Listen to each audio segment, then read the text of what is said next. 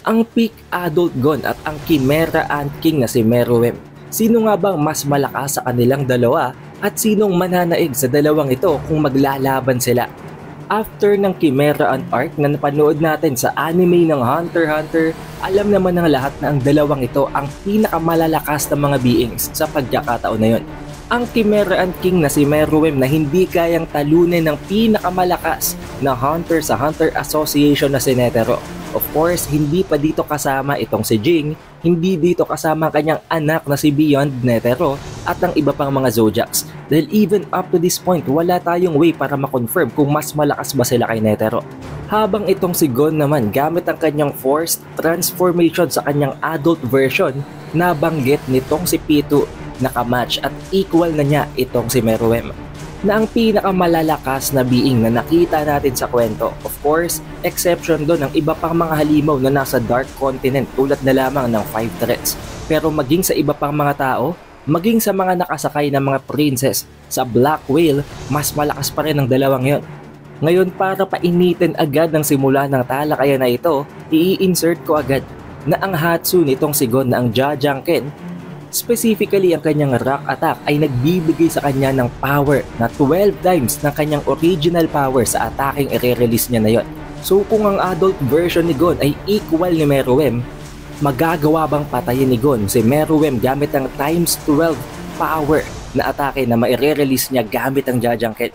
O mas mananaig ba ang napakalakas na combat abilities nitong si Meruem combined ng napakarami niya pang arsenal, especially ang kanyang napakadaya na aura synthesis?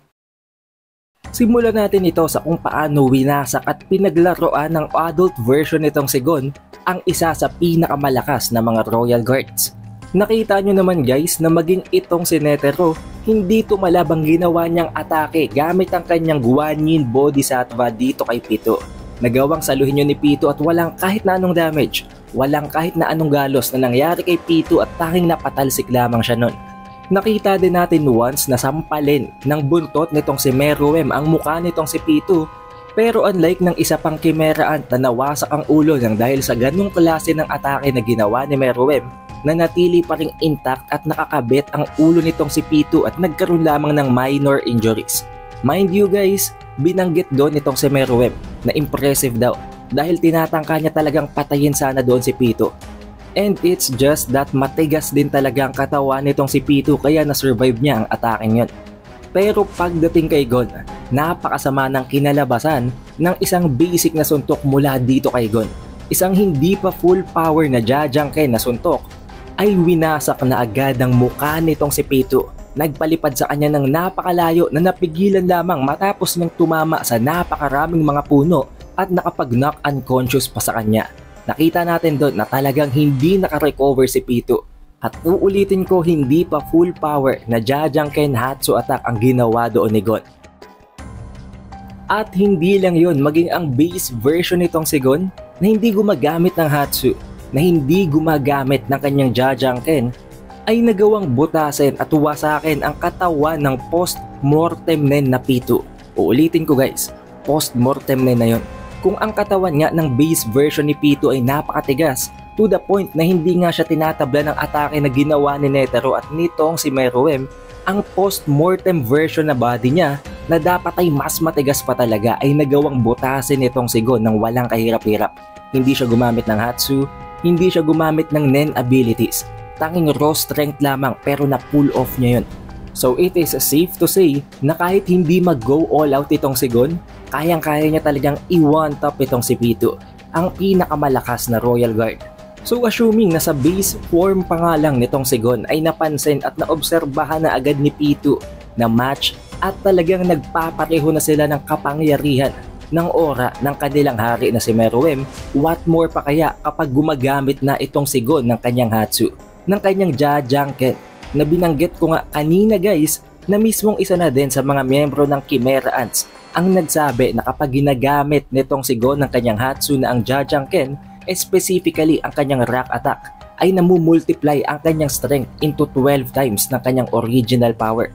Meaning kung magkadikit na sila sa base form pa lamang ni Meruem, makakalamang si Gon kay Meruem pagdating sa strength, pagdating sa output kapag ginamit niya ng kanyang Hatsu. Pero alam nyo din naman guys na napakaraming risk ng paggamit ng Jajangken. Unang-una ang channeling nito na kailangan niya pang mag-intay bago ma-release ang atake. Pangalawa, hindi lang naman raw strength ang basehan sa pakikipaglaban. Napakarami pa, battle IQ, speed, at marami pang iba guys. Ngayon pumunta naman tayo dito kay Meruem. Nakita natin na pinaglalaroan naman niya ang pinakamalakas na hunter na itong si Chairman Netero. Huwag na tayong magpaligoy-ligoy pa at huwag na nating i-sugarcoat pa ang laban na yon sa gitna nila ni Meruem at ni Netero. Imposibleng matalo ni Netero si Meruem. Mismong ang narrator na nga ang nag-describe ng laban na ito na para bang itong si Netero daw ay isang bata na pinipilit na ma-knock-out ang isang full-grown man na itong si Meruem, na para bang gusto niyang sabihin ng isang kasisilang na sanggol ay kailangang matalo at ma-knock-out sa isang laban ng isang matanda and fully grown na lalaki. Isipin niyo kung gaano yung kalabo, na para bang dinedepict lamang doon na isa itong mismatch. Hindi talaga tama ang laban na yun. The only reason kung bakit tumagal ang laban is that dahil nga sa isang Nen Master itong si Netero. Napaka-flawless ng kanyang mga atake, napakabilis ng kanyang movement speed, at base sa kanyang napakaraming laban na, napakarami niya ng experience na dahilan kung bakit kahit papano nahihirapan pa sa kanyang makipaglaban itong si Meruem kahit mas malakas siya. Pangalawa, merong rason din kung bakit ayaw niyang patayin agad itong si Netero. Gusto niyang malaman mula sa mga bibig ni Netero kung anong pangalan na iniwan sa kanya ng kanyang nanay na ang Ant Queen. Nang dahil dito, mahihirapan siyang mag-launch ng mga atake dito kay Netero. Napakahirap na ngang i-penetrate ng defense ni Netero dahil sa kanyang flawless techniques. Kailangan niya pang iwasan ang vital part ng katawan ni Netero sa mga atake. Dahil kung mapapatay niya si Netero, hindi niya makukuha ang kanyang gusto at hindi niya masasabi at matatanggap sa sarili niya na nanalo talaga siya. Kaya naman kung inaakala nyo na dikit ang laban sa gitna ni Meruem at ni Netero, diyan kayo nagkakamali guys. Napakalayo ng laban na ito. Literal na mismatch, and it's just that napakagaling ng paggamit ni Netero ng ability niya kaya tumagal pa ito. At dahil na rin sa hindi pwedeng patayin ni Meruem si Netero, nagiging mas difficult sa kanya ang pag-deploy ng mga atake. Kailangan niyang maging extra accurate, extra precise sa mga atake niya para manatiling buhay si Netero habang unti-unti itong pinapasuko. Nang dahil sa mga rason na ito kung bakit tumagal ang laban, kung bakit gumanda ang laban, na dahilan kung bakit na-deceive, nalito ang mga manonood na para bang magka-match talaga sila, na para bang talagang literal na dikit sila sa 1v1 na yon. Hanggang dumating sa punto na nalampasan na overcome na nitong si Meruem ang attack and movement speed nitong si Netero. Hindi lang yon, nakakapag-adapt na din siya sa napakaraming million patterns ng mga atake nitong si Netero. Hanggang dumating sa punto na naputol niya na ang braso at ang binti nitong si Netero, nagawa niyang hanapan ng butas ang napaka-flawless na technique nitong si Netero. Na binanggit pa nga dito guys, na sa loob ng napakaraming milyon na mga karayom, nahanapan pa rin niya ito ng butas at ang butas na yon ang naging rason at ang paraan para maputol niya ang braso at ang binti ni Netero. Nang dahil dito, nasabi nitong si Netero na may talent pagdating sa pattern recognition itong si Meruem, to the point na sa mga million patterns ng atake niya, nagawa talagang basahin yun ni Meruem at humanap ng butas. Paano pa kaya itong Sigon? Nakakaunti lang naman ang arsenal, kakaunti ang techniques, at alam naman natin na hindi ganun ka-flexible ang kanyang Hatsu. Surely kung magwa 1v1 sila, magagawang ma-adapt agad ni Meruem ang kanyang movement patterns. Mataas ang tsansa na tulad ng nangyari sa laban nila ni P2 para lamang makapag-land ng solid na hit, solid na atake itong si Gon or ang adult Gon dito kay Meruem, tatanggapin niya ang isang malaking sakripisyo. Dahil ganun talagang ugali ni Gon. Tulad na lamang ng kung paano natin nakita na sinakripisyo niya ang sarili niya para patayin itong si P2 at kung paano niya isinakripisyo ang kanyang mga kamay para matalo lamang si Gentru. Which for sure ang magiging resulta ay ang pagkamatay ni Gon at ang pagkakaroon naman ng napakatinding significant na damage dito kay Meruem na pwedeng maglagay sa kanya sa isang near-death experience. But of course, magmamatter din dito kung gaano talaga kalakas ang full power na Jajangken Hatsu nitong si Gon. Mas malakas ba yon sa zero hands nitong si Netero? Dahil nakita naman natin na hindi sapat ang zero hand nitong si Netero para patayin si Meruem. Ang isang bagay na mapagbabasehan natin dito ay ang comparison na ginawa ng narrator kung paano niya in-imply sa ating mga watchers na imposibleng matalo talaga ni Netero si Meruem. Habang itong Sigon naman, pagkatapos pa lang niya makapag-transform, napansin agad nitong si Pito na ka-match niya na agad in terms of aura itong si Meruem. So mataas ang possibility and potentially mas malakas talaga ang full power Rock Jajangken Hatsu nitong Sigon kumpara sa Zero Hands. Oo, mas honed. Mas na-master na nitong si Netero ang kanyang Nen ability kumpara kay Gon, pero alam natin na mas malakas talaga si Gon sa kanya dahil maging itong si Pito nga, nakikita pa lamang si Gon, natatakot na siya na baka mapatay, na baka kung ano pang gawin ng adult form na ito ni Gon kay Meruem, na baka daw bumao ng mga pangil ng adult Gon na ito sa kanilang Chimera Ant King.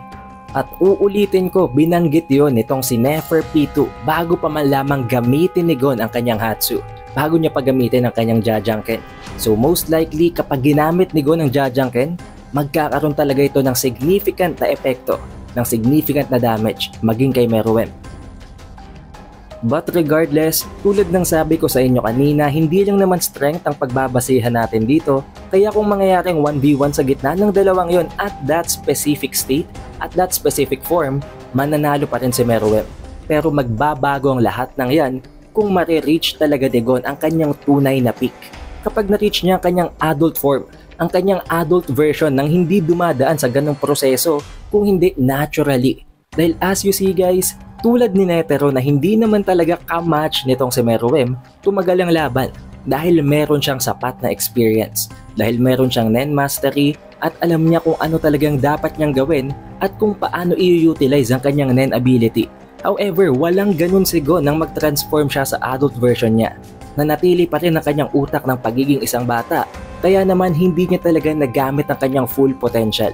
Kung marireach niya ang ganung form, kung tatanda siya naturally habang nag-acquire ng experience, ng knowledge, habang nagkakaroon ng Nen Mastery at nama-maximum ang kanyang potential, magiging mas malakas si Gon sa nakitang Gon na yon nitong si Pito. Exponentially stronger. Maging sa mga trivias and notes na inilalagay ni Togashi sa mga chapter pages, si Gon talaga ang may pinakamataas na potential. Napakataas to the point na hindi siya matapatan maging nitong si Killua. Isipin nyo na lamang kung magagawa yun ni Gon. Mamumultiply ang lahat ng kanyang mga abilities dahil magagawa nyo yun ng tama. Kaya naman kung ang ka-match nitong si Meruem ay ang adult version ni Gon na wala sa tamang pag-iisip, walang sapat na experience, walang Nen Mastery, hindi na maximize ang kanyang potential ay ka-match na agad ni Meruem, what more pa kaya kung naturally lumaki at na-develop itong si Gon? For sure at that point, dudurugin ni Gon itong si Meruem. There would be no chance. Pwedeng maging mid-diff ito or pwedeng makapag-deal din naman ng significant na damage itong si Meruem sa kanya, pero for sure, dudurugin ni Gon itong si Meruem. Maaring marami sa inyo guys ang hindi mag-agree, pero balikan nyo na lamang ang laban ni Meruem at ni Netero. Literally, mismatch. Isinasampal sa atin ng author na hindi talaga mananalo si Netero kay Meruem, pero since may sapat na experience at may Nen Mastery itong si Netero, nagawa niyang kahit papano makapag-put up ng fight dito sa isang napakalakas na kalaban na hindi niya matatalo kahit anong mangyari. What more pa kaya itong si Gon na hindi pa na ma-maximize ang kanyang potential, kamatch na agad itong si Meruem. Na wala pa sa kanyang maximum potential ay kaya nang lampasan ang strength ni Meruem sa pamamagitan ng kanyang Hatsu. At isa pa ito sa magiging pinakamalaking factor na hindi nyo masyadong sinisilip guys, ang pagkakaroon ng conditional Nen ability. As you know guys, ang Zero Hand nitong si Netero ay isang conditional Nen ability na mas malakas pa sa combination ng lahat ng mga strikes ng kanyang Thousand Hand Bodhisattva, na nangangahulugan ng isang conditional Nen ability ay may kakayahan na makapag-launch ng atake na mas malakas pa sa combination ng 1,000 na mga normal na Nen attacks na maire-release ng isang user. Kung magkakaroon ng ganon kalakas, ganon ka-intense na conditional Nen ability si Gon, imagine nyo na lamang kung gaano kalakas ang magagawa niyang atake. Kung tanging ang kanyang normal na Jajangken pa lamang ay kaya nang mag-create ng napakalakas na explosion. Hindi malabo na ang kanyang magiging conditional Nen ability ay magkakaroon ng impact, ng intensity na kasing lakas ng Rose Bomb na nagawa nitong si Netero. Hindi yun malabo guys. Dahil ang normal na Jajangken pa nga lang na ginamit ng adult version ni Gon para patayin at dusawin completely ang post-mortem Nen P2, paano pa kaya kung ang naturally developed na peak Gon ay magkakaroon ng conditional Nen ability? Mataas ang tsansa na magawa niyang mai-pull off ang ganong klase ng atake. Pero syempre, wala doon ang pinaka-importanteng parte ng explosion na pumatay kay Meruem na ang lason. Pero kung ang makakalaban naman ng peak version ng naturally developed na adult Gon ay ang post-Rose Meruem, this will be a different story. As you know guys, napakalayo ng difference ng strength ng base version ni Meruem sa kanyang post-Rose version. Na-achieve niyang abilities na ito, ang bagong lakas na ito matapos niyang i-absorb ang 85% ng aura ni Poof at ni UP. At kung sa base version pa nga lang nitong si Meruem ay 2 to 3 times stronger na siya sa bawat isa sa mga Royal Guards, what more pa kaya noong ma-absorb na ni Meruem ang majority ng aura nitong si UP at ni Poof? Ang iilan sa mga bagong abilities na nakita natin mula kay Meruem matapos ang kanyang post-Rose upgrade na yon ay kaya niya nang gayahin ang body transfiguration nitong si UP. Kaya niya nang mag-create ng pakpak, kaya niyang lumipad ng napakabilis to the point na sa isang segundo napakaraming rotations na kaya niyang gawin. Kaya niyang mag-shoot ng napakalakas ng mga laser bombs na kayang mag-one-tap ng kahit na sino sa mga hunters. Kaya din niyang magkaroon ng mind manipulation ability tulad ng ginagawa nitong si Poof, and almost everything pagdating sa capacities nitong si Meruem ay nagkaroon talaga ng napakatinding upgrade. Ang kanyang N, napakalakas, nabalot niyang buong palas, at sa loob lamang ng isang split second na yon, nagawa niyang patulugin ang lahat ng hunter na nagtatangka sanang pumigil sa kanya. Now at this point, ano nga bang magiging resulta kung maglalaban ang post-Rose version na ito ni Meruem sa adult version naman nitong si Gon na nag-undergo ng natural development? It will be very tough para pumili sa gitna ng dalawang ito, pero tulad ng sinabi ko sa inyo guys, magkakaroon ng exponential growth din dito kay Gon, at hindi lang yon, kapag nagkaroon pa siya ng isang conditional Nen ability, magiging isang parabang napakadaya na secret weapon nun. Magagawa ng ma-one-tap maging itong si Meruem. Pero kailangan din nating i-consider na hindi pa man lamang nagpapakita ng kahit na anong special na Nen ability itong si Meruem maliban sa kanyang aura synthesis. Hindi pa siya nagpapakita ng Hatsu, at paano kung magkaroon din ng conditional Nen ability itong si Meruem? Paano kung sa laban nila maputol niyang braso o di kaya ang kahit na anong parte ng katawan ni Gon at kainin niya yon? Magagawa niya ng gamitin ang mga ability na meron si Gon. Now given all of that information, sino sa tingin niyo mananalo sa gitna ng dalawang ito? Ang naturally developed adult Gon na nasa peak niya, o hindi naman kaya ay ang peak version din nitong si Meruem matapos ang kanyang post-Rose upgrade? Be sure na ilalagay niyo ang inyong ideya sa comment section below guys para mapag-usapan pa natin at para magkaroon din ng brainstorming sa gitna ng iba pa nating mga viewers sa community. Be sure na naka-like, naka-subscribe at na rin nyo ng bell button para automatic ma-notify kayo pagka-release natin ng susunod na video. Also, we have an official Facebook page and official TikTok account. Kaya mag-follow at mag-like na kayo sa ibang platforms na yon para ma-notify kayo kapag may bago tayong updates tungkol sa mga series na tinatalakay natin sa channel. Shoutout nga rin pala guys sa napaka-solid na mga supporters na ito mula sa ating previous Hunter x Hunter video. Maraming salamat guys. It is The Updated Weeb, and I will see you guys on the next one.